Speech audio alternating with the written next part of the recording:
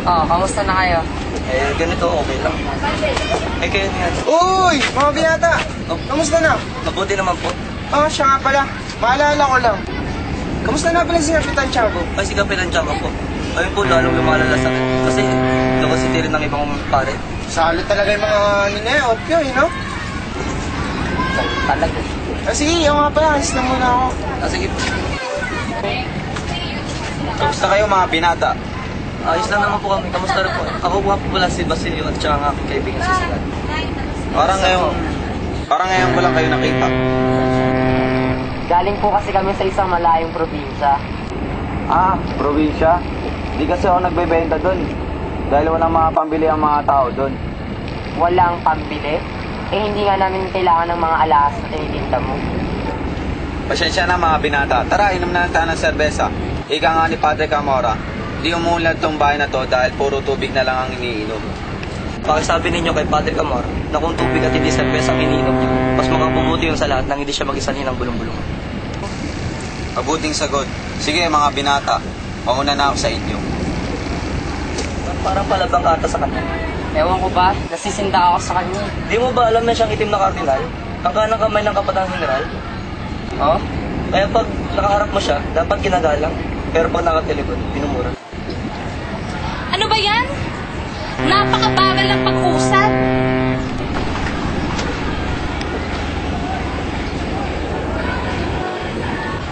Bakit di na lang to tabo ng ilog na to at gumawa ng panibagong ilog na tuwid? Paano ka lang, Yankee? At ang mga bilanggo ang pagtatrabahuin. Ngunit mag-aalsa ang bayan. Don Custodio, may naiisip ka pa ba ang ibang paraan? Bakit hindi na lang mag-alaga ng pato ang mga tao rito nang sa gayo'y makatulong sa pagpapalalim ng ilog na to? Magandang ideya! Maaari ko ba itong ilagay sa aking periodiko? Ngunit Don Custodio, kung lahat ay mag-aalaga ng pato, dadami ang mga balot. Nakapandidiri.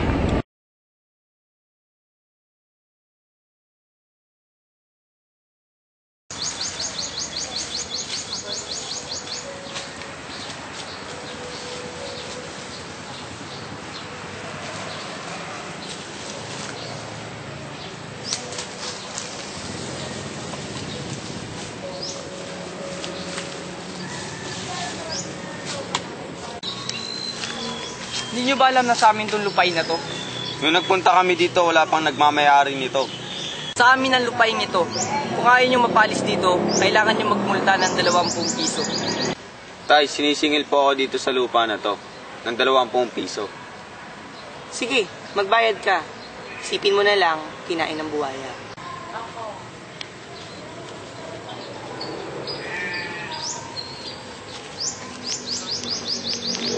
Sa buwan na ito, kailangan nyo magmulta ng 50 piso kung ayaw nyo mapalis kayo dito. Tay, sinisingil po ulit ako dito sa lupain na to. Ngunit, 50 piso na po ang sinisingil nila. Anak, isipin mo na lang, lumaki ang buwan.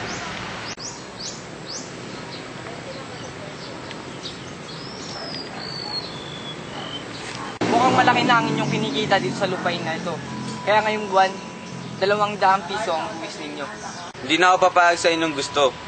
Masyado nang malaki ang inyong sinisingil. Hindi na po ako nagbayad sa kanilang sinisingil. Dahil sobrang laki na ng kanilang sinisingil sa akin. Ano? Maaari tayong malagay sa peligro sa ginawa mo. Naglingkod ako sa hari ng maraming taon. Naampuhunan ay pagod at salapi. Ngayon, hinihingi ko na ibigay nila sa akin ang katarungan at kailangan ibigay nila sa akin ito. Kung araw-araw kong lilimusin ng isang pulube upang di niya ako abalain, sino naman ang pipilit sa akin na maglimos kung inaabuso niya ang kabutiang loob ko?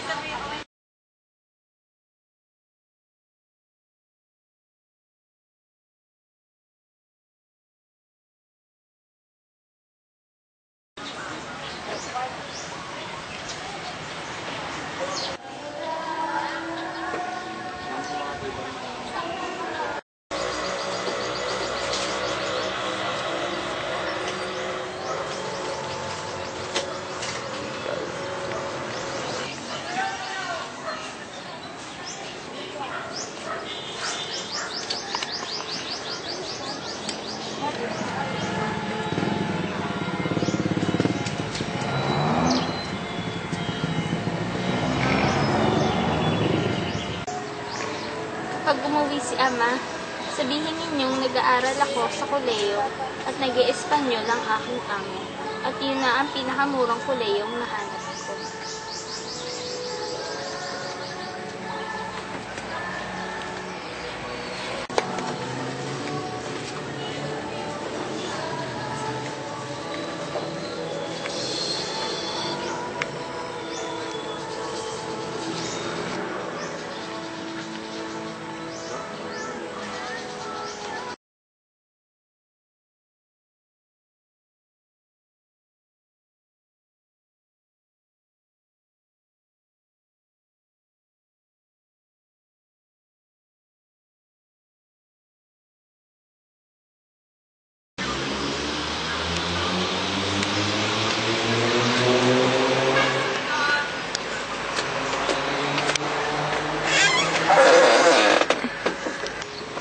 Maligayang Pasko po, Tata Selo.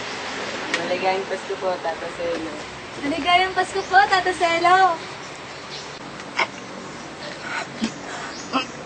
Tata Selo!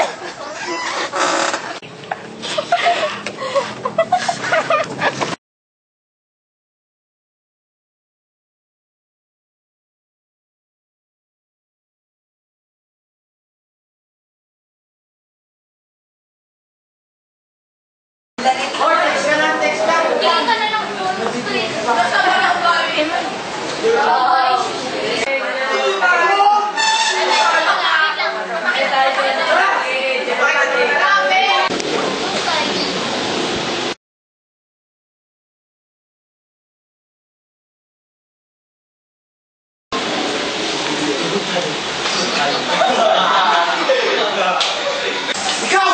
Ambo! Ba't ka nananahimik? Basahin mo nga to!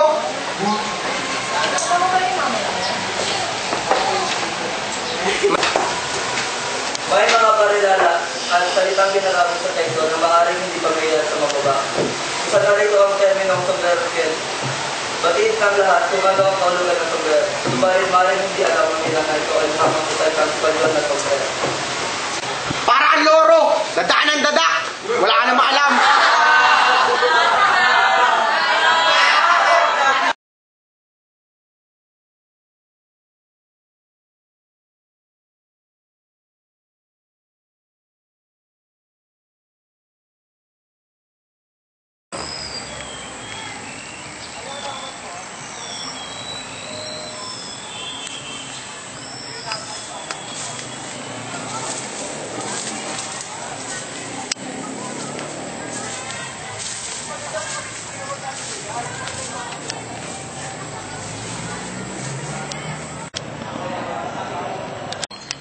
May tutulong po ba ako sa inyo? Ginawa niyo ako ng malaking tulong noon at ngayon ako naman ang magsisilbi sa inyo. Sino ba ako sa tingin mo? Isa kayong taong alam ng marami ay patay na. Ngunit para sa akin ay banal. Basilio, ngayong alam mo na ang aking sikreto, ay nararapat ko ng tuluyang takpan ng iyong bibig habang may pagkakataon ngayon. Pero aaya ko mabuhay ka dahil umaasa akong tutulungan mo ako sa aking mga balakin. Ngunit wala po kayo sa katwiran. Hindi mo alam ang mga paghihirap na dinanas ko noon, kaya wala kang karapatang sabihin sa akin yan. Ngunit kung magbago ang iyong desisyon, nandun lang ang aking bahay sa eskolta.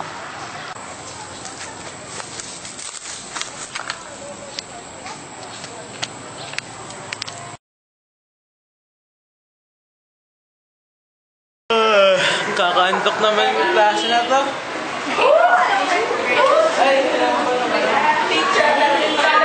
Ikaw! Yung nagigab! Umayo ka! Kayo! Saan gawa ang salamin? Kamagong! Kamagong?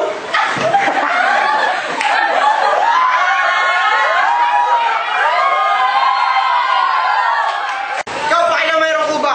Umayo ka nga! Saan gawa ang salamin? Gawa? Bisan mo! Ano po? Ikaw, klase ng taga-dikta. Umayo ka. Totoo ba nagawa ang salamin panso o metal? Ayon po sa aklat.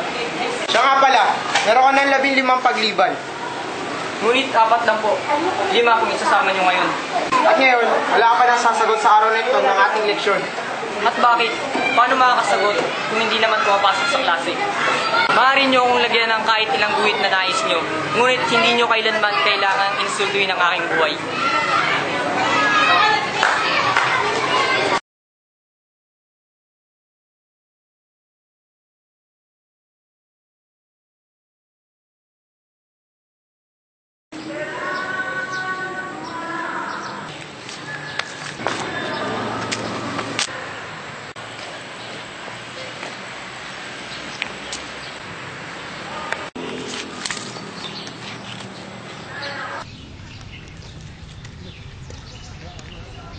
Uy! Saan ka pupunta? Ibig ko po kayong makausap saglit. Tara, maglakad-lakad muna tayo. Nais ko pong humingi ng tulong sa inyo. Ano bang may tutulong sa'yo? Maaari niyo po ba akong tulungan makausap si Mr. Leeds? Bakit? Para saan? Nais ko pong sumama sa kanya sa Hong Kong para makakuha ng kahit anong trabaho. Sige, tutulungan kita.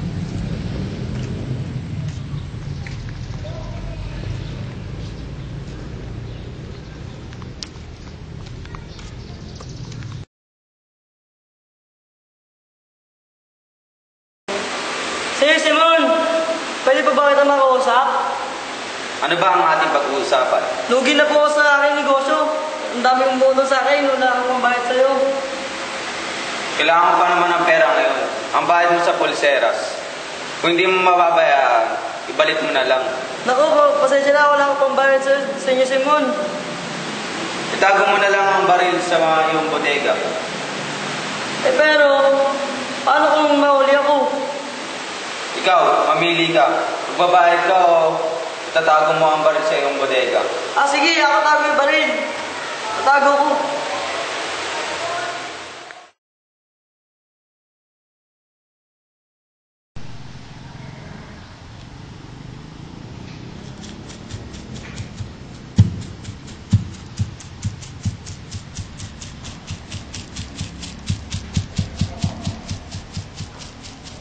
Kamusta ang may sakit? Halos hindi marinig ang tibok ng puso. Mahinang-mahina ang pulso. At tuloy nang nawalan ng gana sa pagkain. Tulad ng Pilipinas. Nagising siya kagabi. Makinig kang mabuti. Mahalaga ang bawat sandali. Hindi mo man lang binasa yung binigay ko sa'yo. Wala kang malasakit sa bayan. Kamatayan ko, kinabukasan ko. Panig ka ba sa amin o sa pamahalaan? Sa mga nininili sa akin o sa aking bayan. Nasa labas si Cabezang Tales. Sinamahan ako hanggang dito. Sama ba kayo sa akin o gusto nyo maging biktima ng aking galit? Ikaw ang magbabantay sa labas ng kumbento ng Santa Clara. At pag nagkagulo na, ikaw ang kukuha kay Maria Clara. Hey, Maria Clara? Oo, kay Maria Clara. Napakahuli na ninyo. At bakit? Patay na po si Maria Clara. Hindi! Hindi na totoo!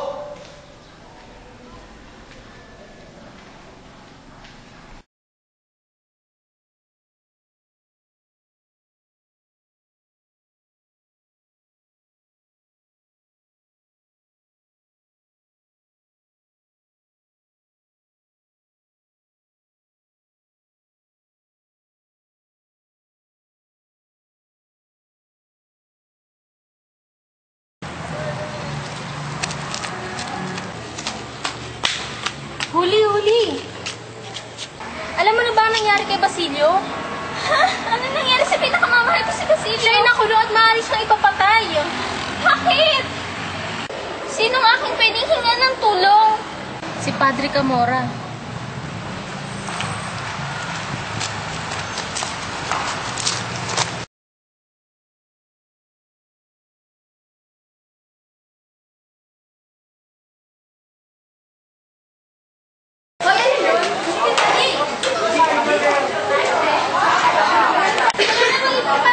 Wala na ibang paraan. Nandito na tayo.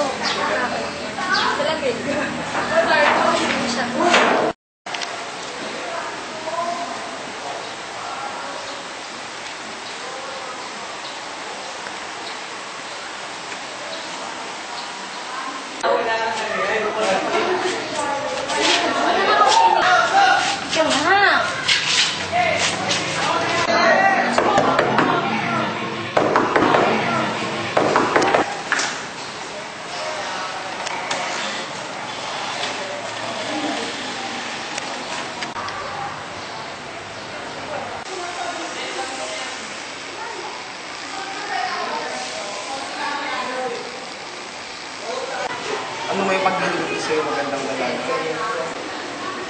Si Basilio, tulungan niyo po si Basilio. Kahit ano, gagawin ko.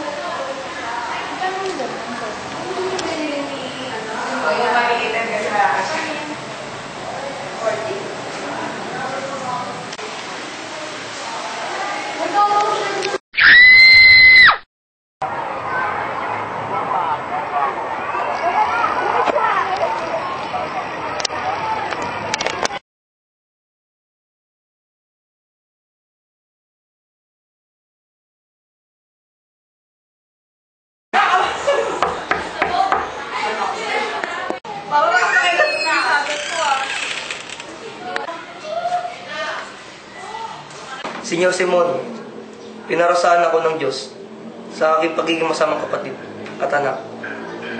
At ang tanging ko lang magagawa ay gandihan ng masamang kasamaan. Kinausap niyo ako noon at ngayon, nakahanda na ako sumama sa inyo. Ginawa ko lang ito para sa mga kapuspalad. Salamat sa iyo, binata. Pinawi ng iyong pagpaparito ang aking pag-aalangan.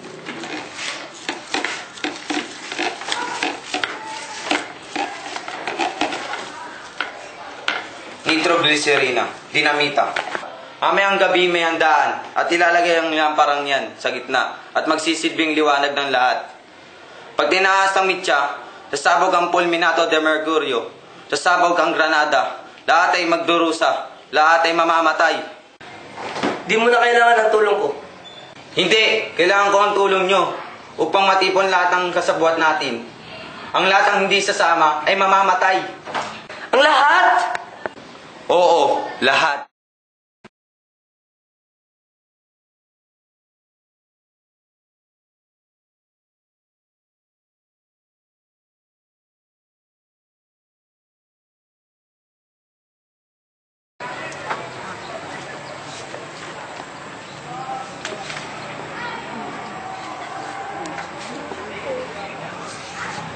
Sa bahay ni Kapitan Tiago, kahit saang dako ay may pulbura. Sino naman kaya ang mga naglagay ng pulbura? Kaya nakakaalam kung sino ang gusto mong gulo. Pero sabi ni Senyor Pasta, malamang kaaway ito rito Timoteo o karibal ni Juanito. Ay nako iho, magtago ka at baka ikaw ay mapagbintangan. Sila lang naman ni Don Timoteo at ang matalik niyang kaibigan ng Simon ang nag-ayos ng bahay. Paano kaya kung sumabog ang bahay na iyon? Kung sumabog? Siyak na sasabog ang buong Kalian Luwage. Sigurado ako isang titis lang ng posporo o isang patak ng gas ay sasabog na tayong lahat doon. Sino naman kaya naglagay ng pulbura? Walang iba kundi si Simon. Yung alahero? Si Simon? Bakit si Simon? Oo nga't nagpakita siya ng kagandahang loob para sa lahat upang mapatay ang lahat ng Espanyol. Ngayon, naunawaan ko na kung bakit. Ano nga ba nangyari noong gabing iyon? Papunan kasi kami ng gabing iyon. Tapos biglang nagkagulo ang mga tao. Nawala ang ilaw. May kumuha daw na isang hindi kilalang lalaki. Sinasabing ang lamparang iyon ang magpapasabog sa buong Anluwage. Ngunit, kung alam lang ng magnanakaw kung para sa ng lamparang yon, sigurado akong hindi niya gagawin kung ano man yung nangyari nun. At kahit kailan, hindi ko ilalagay ang sarili ko sa katauhan ng lalaking yun.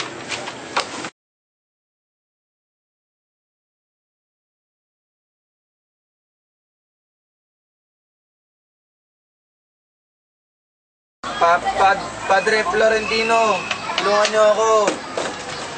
Tulungan niyo ako.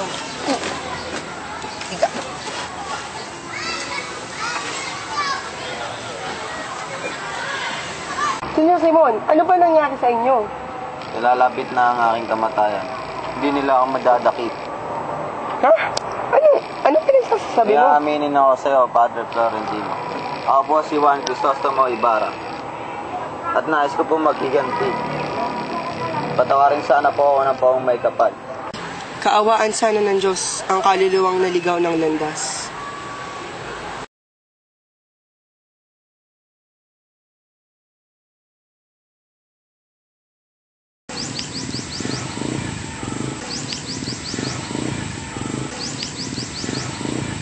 Kaya ang kalikasan na ang mag-ingat sa iyo, kasama ng mga korales at perlas.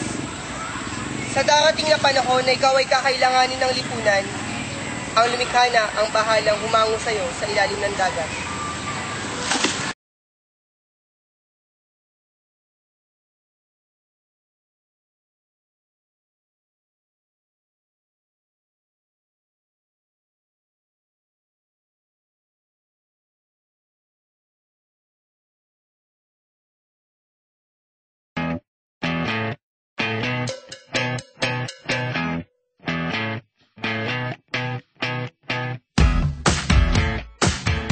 Don Custodio, may naisip ka po bang ibang paraan? Don Custodio, may naisip ka po bang ibang paraan? Don Custodio, may naisip ka pa bang ibang paraan? Bakit hindi na lang mag-alaga ng mang-itik? Bakit hindi na lang mag-alaga ng pato ang mga tao rito? Nang sa gayo, mais ka man! Bakit hindi na lang mag-alaga ng pato ang mga tao rito? Nang sa gayo makatulong sa papa... Kuya Timon, ano bang nangyari sa inyo?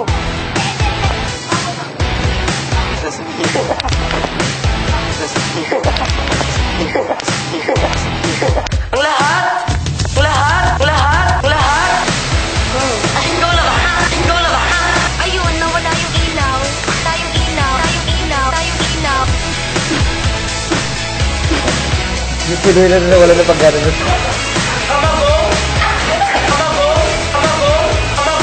Lumikha na ang bahalang... Chorlu! Sapa! Chorlu! Chorlu! Chorlu! Chorlu! Sapa!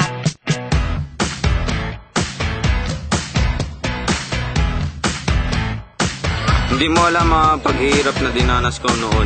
Oo, kay Maria Clara. Oo, kay Maria Clara. Kay Maria Clara. Hindi! Hindi na totoo!